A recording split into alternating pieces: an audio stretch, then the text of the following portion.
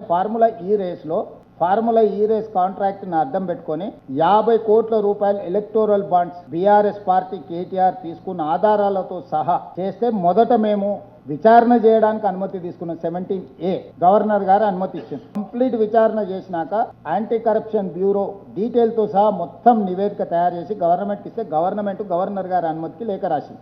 Almost 3 months అవుతుంది. ఒక case సిబిఐకి అప్పచెప్పినా ఇంకొక కేసు మేమే అరెస్ట్ చేస్తాం అనుమతి ఇవ్వమన్నాం.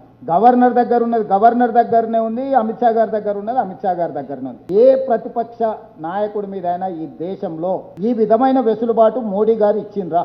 48 గంటల్లో జైల్లో పెడతా అన్న కిషన్ రెడ్డి గారు సిబిఐకి ఇస్తే ఎందుకు మాట కూడా మాట్లాడడం లేదు, పెదవి కూడా కదపడం లేదు.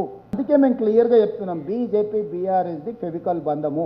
ఇది విలీనానికి ఒక కొలబద్దగా పెట్టుకొని ముందుకెళ్తున్నారు. ఇది లిట్మస్ టెస్ట్. వీళ్ళు సహకరించుకుంటే కాంగ్రెస్ను ఓడియమా అని ఒక ఎక్స్పెరిమెంట్ చేయడానికి జూబ్లీ హిల్స్ను వేదికగా చేసుకున్నారు.